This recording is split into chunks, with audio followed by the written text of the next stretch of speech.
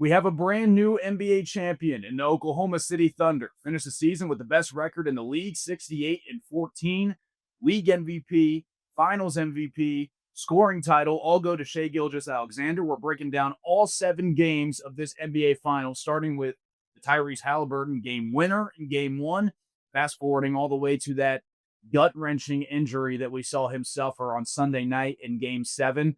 We have a trade that took headlines ahead of game 7. You don't see that happen too often, but when you have possibly the greatest scorer of all time, maybe the most gifted scorer of all time, and Kevin Durant taking that headline, these things can happen. We're taking a look at where this puts the Houston Rockets in the Western Conference. Also, another trade that affects maybe the team that I have the most fun watching in the Orlando Magic.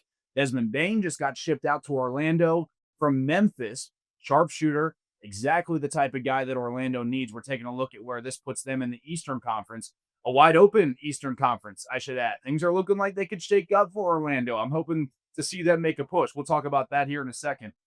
First, this is the Game 7 podcast, our very first episode on this podcast, breaking down league buzz, trade rumors, tier list, rankings, grades, all the content that you guys are looking for in this NBA space. We're going to provide right here on this channel. I've been a hoop head for as long as I can remember, trying to get my legs under me in this media space, but I'm super excited to take this journey with you guys, hear from fans, fellow basketball fans. I want to hear all the takes. I want to hear all the opinions. Send them all my way. First, though, go ahead and give us a follow on all our socials. I put them just below here: TikTok, YouTube, Instagram, Twitter, and give us a subscribe on this YouTube channel and hit that bell right next to the subscribe button so you'll know exactly when we're uploading all new content. It's Game 7. Best 2 words in sports. Let's go. And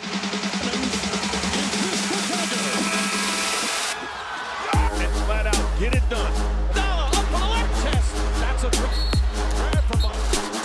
We're coming off the heels of Game 7, so let's go ahead and start with that because, man, it felt like we got robbed Sunday night of an epic matchup between two teams that, one, we all thought was going to be here. The other, we didn't really think so, right? The Pacers would have been the least likely team to win the finals according to preseason betting odds if they had been able to close it out last night.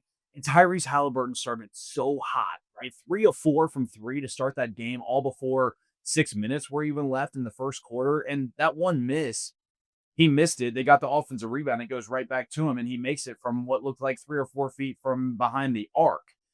Started out super hot, and it looked like he was poised to have a really good game. Obviously, dealing with that calf injury in Game 6, still lingering into Game 7. And man, my heart just broke for Tyrese Haliburton and this Indiana Pacers team when I saw him go down.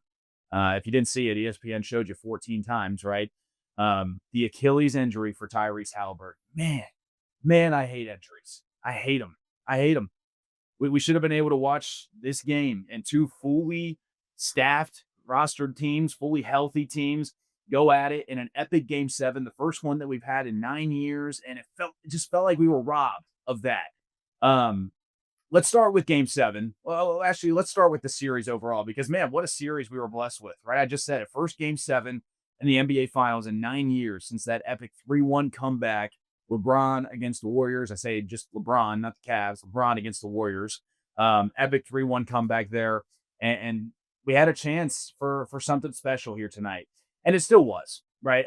Game 1, nothing will top that. The game winner from Tyrese Haliburton, coming up the court, looking like he's going to pass to, I think it was Siakam on the baseline. Caruso goes with him, and he ends up almost pulling up from out of the pass and hits it for the game, right? 0.3 seconds left. Man, that's the type of NBA action I was hoping we were going to get in this Game 7 tonight.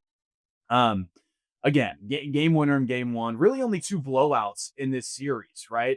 Game 2, because and you call it a blowout. The Thunder were really 12, 15 points ahead, which almost looked like Game 1, where you're still tuned in thinking anything can happen in this game. The Pacers have shown us that. I know I was tuned in to the very end. I never thought it was a Thunder runaway. And then Game 6, obviously, the Pacers kind of ran away with that one up 30 when I tuned in, midway through the second quarter there. Going back to Game 1, man, because that thing was just so special. My favorite game out of the series, right? I think that's probably the favorite pick. All I can think about is, yes, the Tyrese Haliburton game winner, but man, 2 minutes left in this game, and the Andrew Nimhard versus Shai Gilgeous-Alexander, like 2:30 left in the fourth quarter, and Nimhard's got the ball top of the key. He goes hezzy, tween, sidestep, pull up three in the eye of the MVP, all defensive team player, right? And Shai Gilgeous-Alexander, and nails it and starts setting up. I mean, I knew they were rolling before that. But I look at that shot. I'm like, man, that was nasty work by Nimhard, to say the least. Let's go here. I'm going through my notes here. This is Oklahoma City defense. I mean, we knew obviously 68 wins in the regular season. I feel like they were the favorite all year. I was calling them the favorite since preseason. Didn't know that Shai was poised for quite the season that he had there. I mean, he really knocked it out of the park. I want to obviously Shai is the center of attention. He's the Finals MVP, right? But I want to take a look at J-Dub because J-Dub really impressed me in this series. The 40-point game in Game 5 was, I mean, just nasty. It looked like he was able to get to his left hand whenever he wanted to. Pacers couldn't really stop it. Shai finished with just over 30 averaging on the series. J-Dub right around that 24 mark. But again, that 40-point really just kind of capitalizes his series and shows you what kind of player this guy can be, and still very young, right? This team, the average age, I believe, is under 25. It's the youngest NBA championship team in 48 years. I don't even know. I can't even do math that fast, but that's a long time, right? I mean, that's what, 1977, the youngest team, if at that 48-year stat. Let's start with the Pacers, and we'll move over to the Thunder after that because I want to give the Pacers their props. What a season for them. They started 10-15. I mean, that is a rough start. 10-15. You don't see a whole lot of teams pull themselves out. A lot of times a team goes 10-15. You got a losing record a quarter of the way through the season, and you may start to see that thing snowball and maybe hang around that play-in range where they got to fight for their way out, Miami Heat style. That was not the case for the Pacers this year, right? They climbed out of that hole, and coming off an Eastern Conference Finals run that a lot of people thought, maybe should have an asterisk next to it because of the injuries that they went against. Listen, you play who you play. That's all you can. You just play the team in front of you, and they beat the team in front of them to get to that Eastern Conference Finals, and then taking the next step this year. Haliburton voodoo. That's what I got written down on my notes. Haliburton voodoo. I couldn't get enough of it. It seemed like every time the Pacers were dead, Tyrese Haliburton performed CPR and brought them right back. And kept, I mean, all the way to the finals. Like I said in the intro here, it would have been the least likely team to win a championship according to preseason bet odds. I think they were like plus 550, which is just absurd. The fact that they were even in a game 7, right, a half away from winning the NBA Finals. They were up at halftime. Tyrese Haliburton, obviously the locomotive that drives this train that is the Indiana Pacers, whether he's scoring, passing, whatever it is, it always seems like he's in the mix somehow. He's the catalyst on this offense. Whether it's a hockey assist to just get the rotation, the defense moving around and get guys open, Nesmith, Nimhard, Toppin, Miles Turner open, right? Or he's running the break, right? I mean, and I've seen him say this in some interviews. He's a guy that you get the rebound, you give it to Tyrese Haliburton, he's looking to get it right back to you down on the opposite block to capitalize on a fast break. The biggest thing that stuck out to me for this Indiana Pacers team was the defensive versatility. And I got one point that really, I think, encapsulates, maybe, you know what I'm saying, the defensive versatility of this Indiana Pacers team. Watching them play against the Knicks, right? Jalen Brunson, obviously, their lead scorer. He looked like he was ready to go to the finals. That was a gritty series. When I'm watching Jalen Brunson take the ball up, that dude wanted no part of Aaron Nesmith, right? He's taking the ball up. He wants Cat screens. He wants Josh Hart screens. He wants Mitchell Robinson screens. Anything to get Aaron Nesmith off of him so that Aaron Nesmith is not the guy. And he would go at Nimhard a lot of the time. And I thought what was interesting is when we turned to the finals, that flipped. Shai wanted no part of Nimhard and was fine going at Nesmith, right? Those are two wing defenders, and Nesmith was making Shai work for it in this finals. I mean, even if Shai would be able to get by him, Aaron Nesmith, or excuse me, Andrew Nimhard was still poking the ball out from behind, doing whatever he can just to disrupt, right? Obviously, Shai's the MVP of this league. He's going to get his, but you make him work for it. And you could see he was tired, SGA, in this series. There were a lot of times where you would see him take a deep three and just stand there. And the rebound may come 5 feet from where he is. And I can remember two distinct examples of rebounds coming back within 5, 7, maybe 10 feet of him.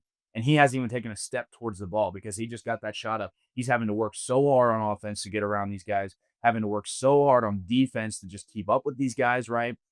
TJ McConnell even giving him a run for his money. And back on the Pacers, TJ McConnell, what a series from him. What a game 7 from him. I mean, what? 14, 16 points just in the third quarter alone. It seemed like I think there was one point where he scored 10 straight for the Pacers. I mean, there was a point halfway through the third quarter where TJ McConnell was really the only one doing anything for this team. And for him to come in after the Haliburton injury and still ignite this team and have them right where they wanted to be, right? I mean, they were 10, 12, 15 points away. It seemed like for most of the second half, maybe until late in that fourth quarter, 6 or 7 minutes left is where things started to change. But um, that's exactly where they were all series. That's exactly where they were in game 1. And you're just missing your closer there, which is so tough. That injury just heartbreaking, gut-wrenching for Indiana fans. And it leaves a lot up in the air for the Indiana Pacers. This is an East that's going to be wide open gets next year. No Jason Tatum, Achilles injury. Dame's obviously out with the Achilles injury, and Tyrese Haliburton the same way. If I'm a coach, I know it's game 7 in the finals, but if you have a calf injury, please do not play because this is the worst injury in sports. And I can't fault Tyrese Haliburton. I mean, it's a lose-lose situation. You don't go out there, you're called soft because you're not out there putting on the line for your team. You know you got an offseason. No matter how this game ends, you have an offseason to recover after this game, right? Monday morning, you're in recovery mode, obviously outside of a celebration if they were to win. But just those man, you see the cap sort of, we saw it a couple times, right? Dame and Tyrese, it felt like the same way. Dame had just come back from a calf and immediately tears his Achilles, and Tyrese Haliburton dealing with the calf in game 6 and comes out and tears his Achilles. So tough. ESPN, quick tangent here. ESPN, please don't show those injuries 14 times. I mean, I can't stand watching those. I mean, that is tough to watch. And they just kept spamming it and watching Tyrese, the emotion on the floor, man. We have Twitter for a reason. If you want to see that stuff, you can go on Twitter and watch that video 1,000 times. I don't need it put right up in front of me, blasted on the big screen 14, 15 times. It felt like they were playing that injury. Just stop it. Stop it. We get it. Okay. Pacers, lot of questions. No reason to hang your head if you're an Indiana Pacer. Heck of a season from them, and I think something that they can build off of once Tyrese gets back from this injury. We've seen technology for Achilles really, really grow exponentially over the last couple years. I mean, KD came back in the next year. I'm not saying that's what's going to happen with Tyrese. Obviously, the jury's still out on that. We're still very early in the recovery process, but Tatum had surgery that same night, and they're saying that's going to catapult his recovery. Just want to see Haliburton back and healthy and a fully healthy Indiana Pacers team, and I want to see if they can make another run. A lot of questions from them, but we're going to get into that all off season, talking about what's next for them, everything you could want here. Let's switch it over to the Thunder real quick because, man, a historic season as far as NBA history goes. 68-14, best record in the NBA, MVP for Shai, scoring title for Shai, Finals MVP for Shai. Is this a top 5 season of all time? Just throwing the question out there. I'm not saying, just throwing the question out there, right? You got 96 Bulls, 72-10 with the championship. I don't know how you feel about the Warriors, 73-9. They couldn't finish it off. Sure, you have your mirage of Celtics, Larry Bird, Magic Johnson, and Kareem, these types of teams. But it's up there. I think it's okay for us to have this conversation. I mentioned it a little earlier when we were talking about the Pacers. I got sidetracked, but Jalen Williams, man, 2 30-point games. a 27-point game and a 40-point game. Felt like game 5 was a win solely because of his play. I know Shai ended up taking over in the last 4 or 5 minutes of the fourth quarter, but they aren't in that position without Jalen Williams setting it up. It felt like he could get to his left hand at any time. I mean, they just couldn't stop it. He was getting to the rim and laying it up. Contested lays, but it's what you expect him to make. I I don't have a whole ton to say. I mean, this is the youngest championship team in 48 years. Their average age is under 25 years old. If you think back to the 2015 Warriors and how young they were, that team was still 2 or 3 years older on average than the Thunder that we're looking at right now. What a roller coaster for Oklahoma City Thunder fans. Let's go back in time a little bit. Let's hop in our time machine. You trade James Harden coming off of a finals run where you just lost to the Heat. Pretty convincingly lost to the Heat. You trade James Harden. A couple years later, you lose the best player in franchise history, MVP, All-Star, all the accolades that you can throw at him, and Kevin Durant. He signs with the team that you just blew a 3-1 lead to in the Western Conference Finals. Then you bring Paul George in, you bring Carmelo in, you got this kind of weird big three where people are talking about Melo coming off the bench, and we have that famous clip of him talking to Paul George. Hey, yo, P, they want me to come off the bench. Kind of weird, right? And then Russ ends up going to Houston. You swap out Paul George for Shai and what felt like 1,000 picks, right? And Melo moves on. And you go through this little mini, like 2-year. I know Chris Paul's mixing there. There's a whole lot of stuff going on here. And then you go through like a mini 2-year tank where you pick up Chet as the number 2 overall pick. He sits out for a year, Blake Griffin style. And then you pick up Jalen Williams, which I think is a 12 or 13 overall pick. Trade for Caruso, pick up Hartenstein in this offseason, and all of a sudden, you're the best team in the league, and you just won the NBA Finals. The scariest part about the Oklahoma City Thunder, and I'll wrap this up by saying this. This team is so young, they can only get better, in my opinion, right? I think if you look at Chet in this series, I don't think Chet really delivered the way that we were expecting. Now, defensively, he was a monster, right? I believe 5 blocks in game 7 alone. He was everywhere. Every time somebody was driving to the rim, Chet Holmgren was there, hands straight up, jumping in the air, making things difficult. I remember the Benedict Mathurin late in game 7 threw it off the glass to himself, went up, and it would have been a dunk if Chet hadn't rotated over and saw that he was going to throw that up. Right? Defensively, he is just fine. He's going to be just fine. I mean, all NBA level defender for Chet Holmgren. I think without the injury this year, I know Evan Mobley took home Defensive Player of the Year, but I think without that hip injury where he broke his hip, let's not forget that. Chet Holmgren broke his hip earlier this year. He may have been in the running for DPOY. You could have had an MVP and DPOY on the same team. Offensively, I think, right, he's got to gain some weight, right? Doesn't have to get huge, right? We've seen Kevin Durant be fine with that kind of build. But the Miles Turner stuff scared me, right? Miles Turner was really the only one that I thought was giving him a ton of fits where it was just too much for Chet to handle. If Miles Turner wanted to get him up in the air on a pump fake and go right around him, he could. If he wanted to bully him, he could. Chet really couldn't do a whole lot with Miles Turner. Want to see him beef up a little bit, be able to, go body to body with somebody a little bit more than he was in this series. And then offensively, I thought the 3-point shooting was a little in and out, right? There were times where I think even Doris Burke said on the broadcast where it didn't feel like he thought it was going in. And that's the scariest part about this team is I can sit here and say all these negatives about them, and they just went 68-14 and won the NBA Finals. And no signs of losing any of the guys on their team. Lou Dort, right? Another dude. Cason Wallace, they just picked up in the draft. Great move.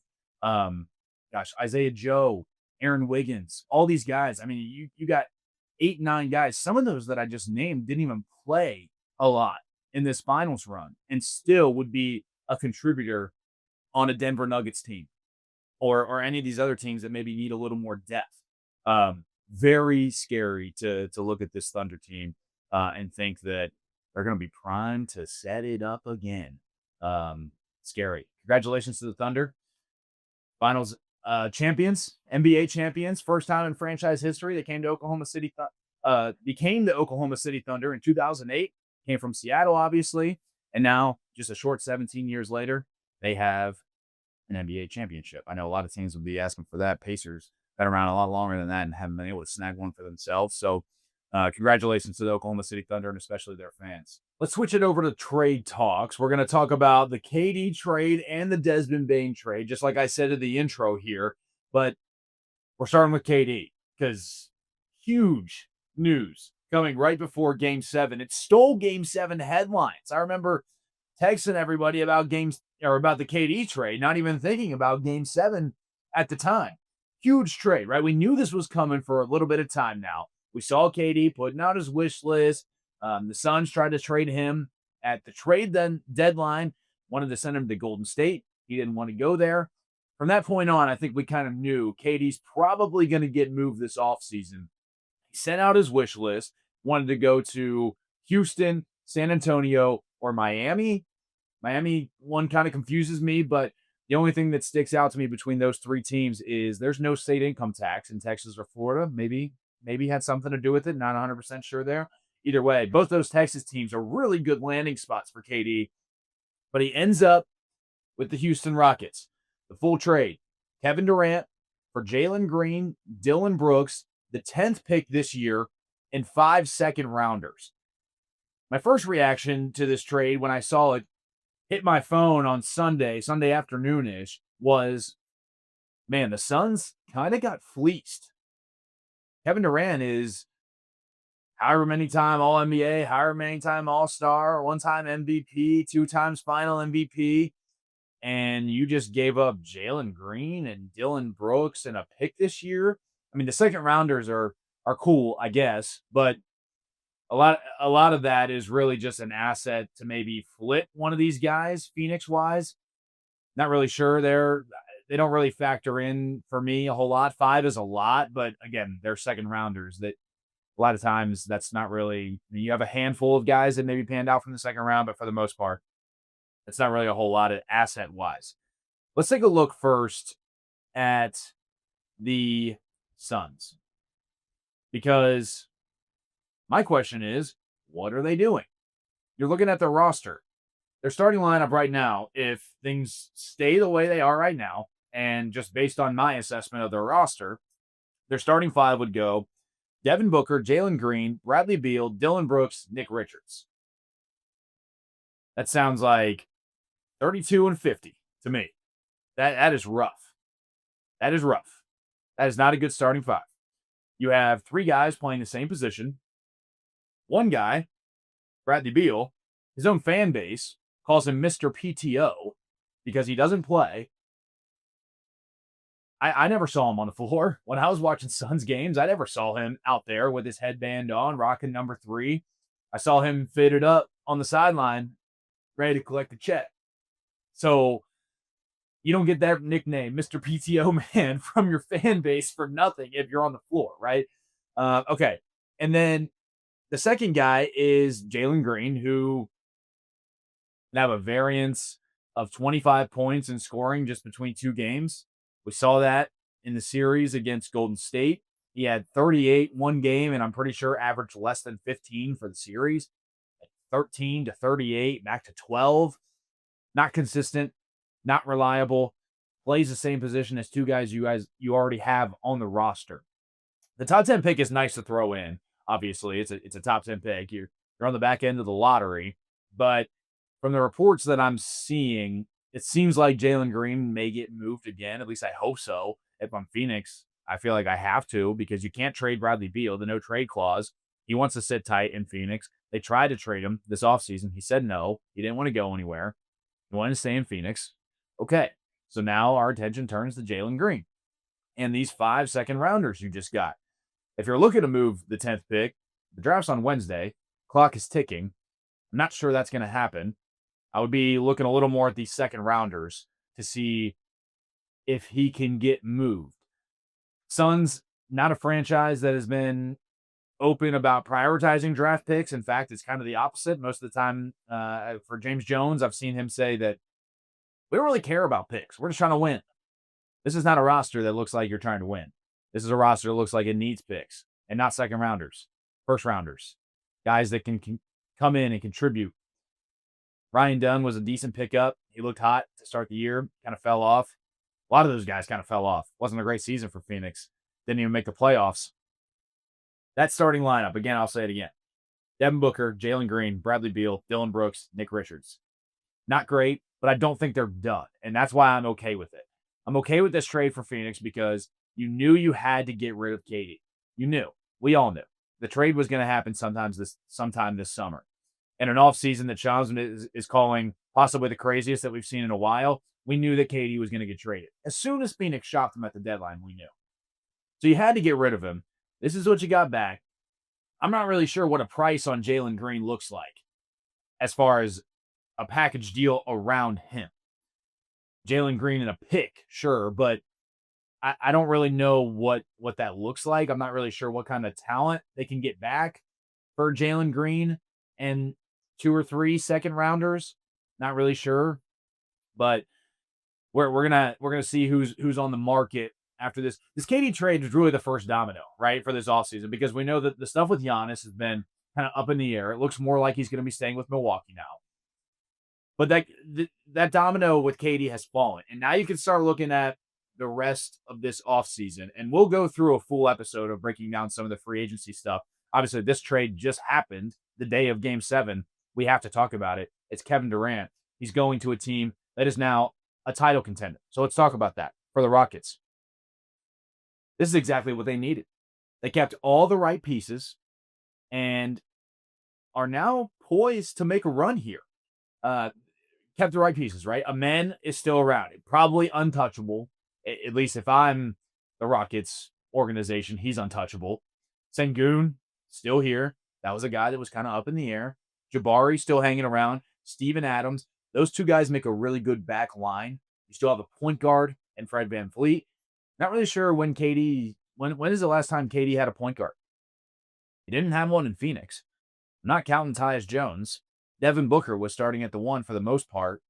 Not really what you're wanting to do for a team that you thought might try and make a run. I know some people were pretty high on Phoenix coming into this year.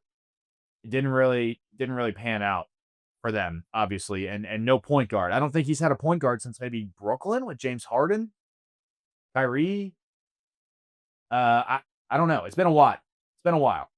And something that you need is a point guard on an NBA basketball roster. You need a point guard to set the table, to ball handle, to take some of that pressure off your stars. Fred is a great player to do that, and he fit great with this roster last year, and I think KD will fit in seamlessly. This Rockets team was the 2 seed last year, got bounced in the first round against the Warriors. Great athleticism, defense, rebounding. All these things are a recipe that I think KD needs in a team to win. KD doesn't need to be the guy that's setting the table, that is your lead ball handler, that's taking it up 94 feet against pressure. And a lot of the times, it seemed like that was the case in Phoenix. If Devin Booker was out, it was KD. You couldn't really count on Brad because he wasn't really playing. And KD had to be that guy. I didn't really trust Tyus Jones. Something weird with the Tyus Jones stuff last year, too, where I think they promised him a starting spot when they signed him, brought him in, realized it was a terrible fit, but made that promise and had to keep starting him. Tyus Jones started a lot of games for Phoenix last year, but didn't play starter minutes. That's when you knew something was kind of up. So when those guys are out, it really came down to KD to carry this team. And especially at this age, that's not what you need to be asking for him. That's not a recipe for success. This team, athleticism, Amen Thompson, man, that guy's a freak. That guy is a freak. A gritty, grimy defender that is working to polish his offensive game. Still very young. Still a lot of room to grow. He's one of the best defenders in the league off rip. And even if he doesn't get the offensive juice that maybe a two-way star would get, he's a guy that's going to be hanging around in the league in a starting lineup for a long, long time. So looking at this, perfect recipe for KD. KD's a guy, obviously, I mean, we know who KD is. He can average 30. He can drop 30 any night. He can drop 40 any night. He's one of the most gifted scorers in the history of the game, probably the most skilled scorer in NBA history. I really, really like this move for Houston. Fred can take a little bit of that shooting load The next thing I have in my notes here is, and that's kind of why I said the shooting, is the Rockets traded away their two highest volume three-point shooters, the guys that were putting up the most threes. They weren't necessarily going in, but they were putting them up. And you need guys like that to stretch the defense out, make them rotate, make them feel like they need to get a hand up in these guys' faces. Dylan Brooks and Jalen Green both did that. I don't think it was super consistent, but it still was a lot of your three-point shooting. KD, as good as he is, isn't going to step into this Houston roster and take up the shooting that you're now missing from Dylan Brooks and Jalen Green. That's just not going to happen. As far as volume goes, you're talking about 23s again, and that's a little high, but 15 threes a game between the two. I mean, Jalen Green puts up, I feel like 10 a game every night. He's just shot chucking. KD's obviously not going to do that, but he's very efficient with his scoring, which is exactly what they need. I do feel like after this trade that maybe these Houston Rockets need one more secondary guard kind of guy that can set the table or shoot. Hopefully both, but maybe like a Drew Holiday type, not at that price tag, not necessarily Drew Holiday, but a guy that can do all the things that he does, where he's a plus defender, can set the table, you trust him with the ball, and can also shoot three. That's kind of what I'm seeing as I look at this roster. Now, do I think it's an upgrade? 100%. Absolutely. This puts the Rockets, in my opinion, in the top half of the West right now. I think just off the top, without thinking of this ahead of time, Thunder, obviously one. Nuggets are up there. Rockets are right there. Rockets are right there with these teams. They really are. Timberwolves, too. Right there. The Rockets are right there. I would say top four in the West, this trade makes them. I'm talking about Yoda there. They're a top four in the West. Top four team in the West for me right now. Looking at KD, obviously he found out this trade. Everyone saw it on Twitter, Instagram, whatever it was, social media. KD up on the stage at Fanatics Fest, doing the boardroom talk, his company, right, up on stage. And I saw an interview just after the trade broke. He didn't give too much of a reaction on stage, but once he got off, some people got to talking to him. And he said two things that stuck out to me. Being with a team that values me and loves their leadership. I want to start with the leadership because that seems obvious to me, and I don't want to spend too much time on it. But Ime Udoka, that's who he's talking about. When you're talking about leadership, maybe front office guys, sure. But if I could put myself in KD's shoes here, he's talking about Ime Udoka.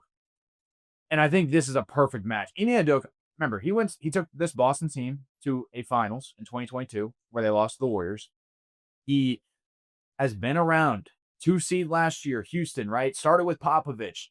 This guy knows basketball. This guy is a floor raiser. This guy's a ceiling raiser. This guy's everything that you want in a coach. I don't know where you rank him. I'm not going to throw out numbers, but he's a really good coach and a guy that a lot of teams in this league would kill to have on their team. Sounds like KD likes him, which is a good thing. The other thing that he said, being with a team that values me. We talked about this briefly. Remember, the Suns shopped KD at the trade deadline. He almost went to Golden State. He almost went back to Golden State, but decided that he didn't want to. He said he didn't want to move in the middle of the season. I'm sure it was probably a little bit more than that with Draymond Green, but nonetheless, didn't want to be traded, knew that he wasn't wanted in Phoenix. And as online as KD is, when you're seeing these tweets and things, him interacting with Suns fans, didn't feel like he was super appreciated by the fan base, by the organization. Being with a team that values me is now what he's saying about the team that he's on for the Houston Rockets. And I think that bodes well for them. And I think this Rockets team is poised to make a run. I wouldn't be surprised to see them in the Western Conference Finals next year. I'm actually kind of hoping that that's the case. I really like this Rockets team. I really like their athleticism. I think they got some guys coming off the bench. They can really, Tari Eason, one of these guys that I think can really help. I'm wondering, back on the point of a second ball handler, shooter, guard type kind of guy, I'm wondering if this is where Reed Shepherd kind of steps into the limelight. Obviously, a lottery pick for them last year. Didn't really see the floor much this year, but we watched him play at Kentucky, and the dude has talent. The dude can shoot the ball. I don't see why he wouldn't start seeing the floor a little more this year. There was a lot of depth on this team last year as they were getting the 2 seed. And it's kind of hard to fit a rookie in that rotation when you don't really know exactly what you're going to be getting out of him, especially in crunch time where you don't have time to mess around. I'm wondering if we start to see him, especially early in the regular season. I'll be interested to see. He'll probably play in the summer league this year, see how he does there. And I think they'll probably start to put him in this rotation a little more early on. I'm interested to see what his development looks like because that could be key. And once Fred comes off the floor, just kind of relieving some of that pressure on some of these other guys. Let's switch it over to the Desmond Bane trade now because this Magic team for the last couple years, Paulo specifically, has been my favorite team to watch in this league, probably. Probably. It's certainly up there, if not number one. Desmond Bane gets shipped from Memphis to Orlando, heading back to the Grizzlies is Cole Anthony, KCP, 4 first rounders, including the 16th pick this year, including the 16th pick this year, 2029 swap, and a 2026, the 2026 swap is one of these first rounders. So 4 first rounders and a 2029 swap on top of those players. Essentially 5 picks, KCP and Cole Anthony. Much better haul pick-wise on this one than the KD one. Second rounders are kind of throwaway. Four, oh my gosh, 4 first rounders. That's a lot. That's a lot of assets that you can move, trade, right? We'll talk about the Grizzlies here in a second, but I want to start with the Magic because this is a perfect fit for this Orlando roster that it seems like something they were hungry for, that they needed to fill this whole year. A lot of picks to give up for Desmond Bane, a guy that's never been an all-star. If he played in the East, he may have been an all-star already. Who knows? Maybe he's poised for an all-star run this year with some of the injuries that we've seen out East. Very easily could end up being an all-star, but he hasn't yet. And 4 picks is a lot. You saw the Knicks give up 4 picks for Mikal Bridges, also not an all-star. So maybe that's the new going rate for some of these big role players. Nonetheless, this seems like a very all-in move for Orlando, and I love it. They've been dying for some spacing on that roster. I want to go back to the Boston series because it looked like this team is very young, Orlando.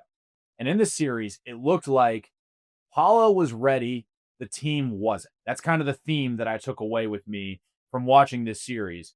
Paulo was ready, the team wasn't. They just didn't have the star power to match them. And you're coming off a season, a lot of injuries, right?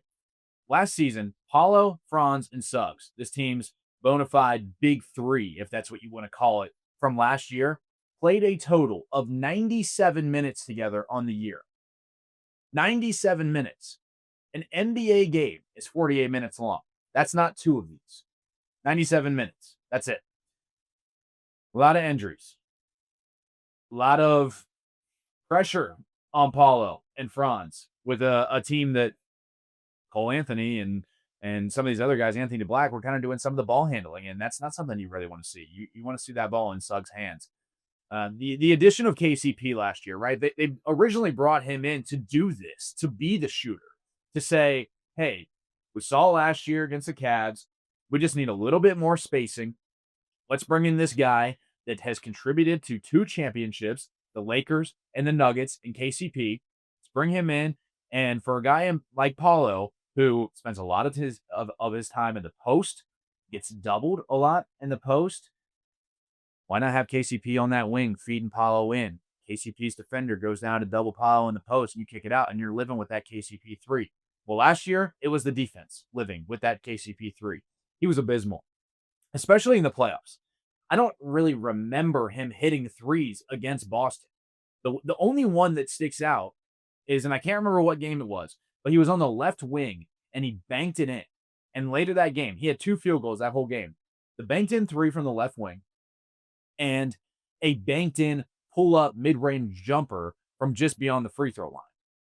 Not a recipe for winning. When you bring a guy like that in on that price tag that is solely there to shoot, and he can't do that, you're in for a rough series. Franz, kind of the same way. Not as bad as KCP, but was definitely struggling from 3. And that's something that we've seen in his career so far. It's definitely been a weakness of his. Started out strong to begin the year last year, but fell off very quickly. And in the playoffs, was not looking too good. I remember a couple 2 for 8 games, if I'm right. I'm also not too sold on Franz as a player right now. He's still very young, a lot of room to grow. I'm not selling my stock on him, but I'm definitely keeping my eye on it. I'm not sure. I want to see a jump from him. I want to see a jump, especially from beyond the 3-point arc. The Magic were last in 3-point shooting last year. So this is definitely going to help that. I got a couple stats for Desmond Bane here that just is a little bit of a testament to his shooting. He is a 41% 3-point shooter for his career. 41%. Obviously, if you know anything about NBA basketball, if you're shooting above 40% from three, you're a pretty dang good shooter.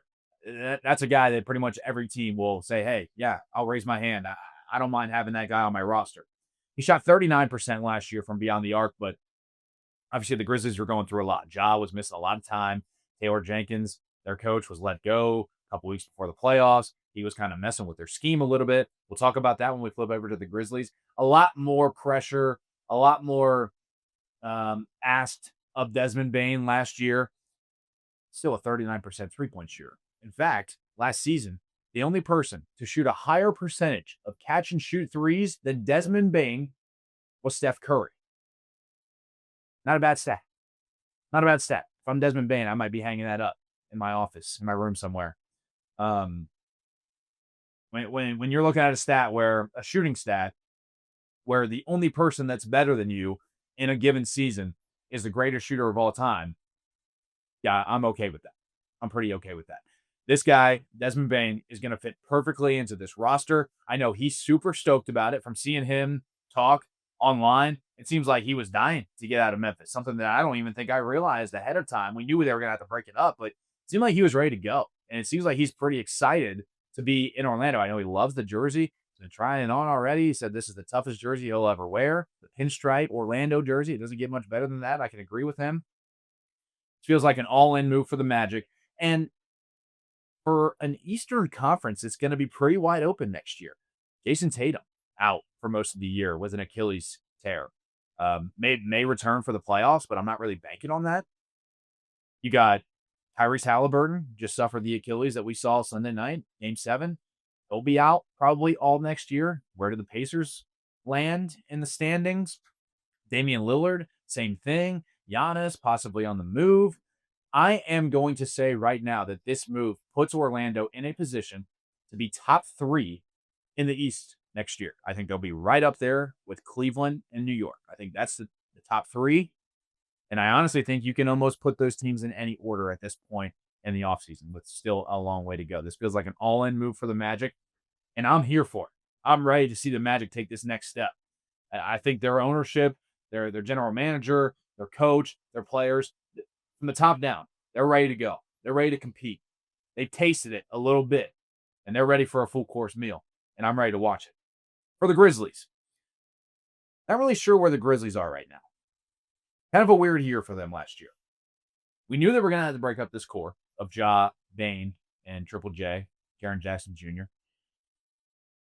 Weird season for them where Ja missed a lot of time with injury, and Ja just kind of misses time from time to time in these years, as we've come to kind of expect. They got rid of their coach, Taylor Jenkins, just a couple weeks before the playoffs. And the way that he was crafting the offense, Jenkins was we're going to plan for Ja not to be here. And when he's here, great.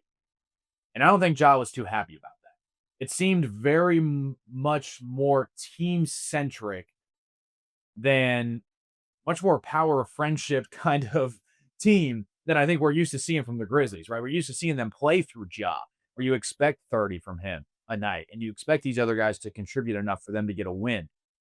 Wasn't really the case last year, and I don't think Ja was too happy about it. I think that's why Taylor Jenkins was let go, even as weird as the timing was, and this organization is certainly showing where their priorities lie. I think the 4 first-rounders is where you turn your eyes, because Cole Anthony and KCP are basically salary match for Desmond Bane. That's fine. You do what you want with them. We'll see if KCP can maybe have a bounce back year shooting the ball and do something for Memphis. Cole Anthony, I guess he's a nice backup for Ja Morant. I don't really have too much to say on that front. My eyes really turn to these 4 first-rounders, because after everything I've said about the season they've had, about we not really knowing what a future looks like in Memphis, they now have more tradable, unprotected picks than any team but the Jazz and the Nets with 6. They have 6 tradable, unprotected picks. The Jazz have 6, and the Nets have 10, which is wild. 10 tradable first-round picks unprotected is a ton.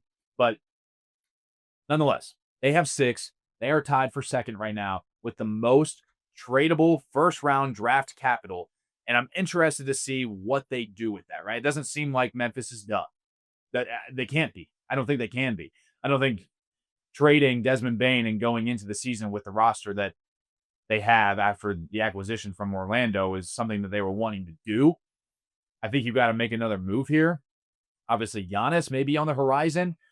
Jaren Jackson Jr. and some of these picks for Giannis doesn't sound like too bad of a deal to me. That's if Giannis wants to leave. I'm not sure. Seems like he may be staying with Milwaukee at this point, but certainly gives them, and plus that's a lot of halfback dive in one offense. Ja Morant goes straight to the rim. Giannis goes straight to the rim, and we'll just flip-flop back and forth, and we'll figure it out. Giannis not a guy that wants to set screens. We saw that last year with Dame. So maybe, I don't know, something to just throw out there with all this draft capital certainly would be attractive to a Bucks team that may have to start rebuilding if Giannis were to leave. Now, that's still up in the air. Lots to talk about this free agency. But I think I got my eye out for Memphis. This is a team that has been competing for the last couple years. Right? A 2 seed either 2 or 3 years ago. I can't remember exactly. Missed the playoffs last year, but they've been hanging around. They've had some good playoff series. They've been people that can compete. They've been people that are trying to compete at the highest level. I don't think they're exactly there yet. They may think they are. I think they could be one move away depending on how they use these picks.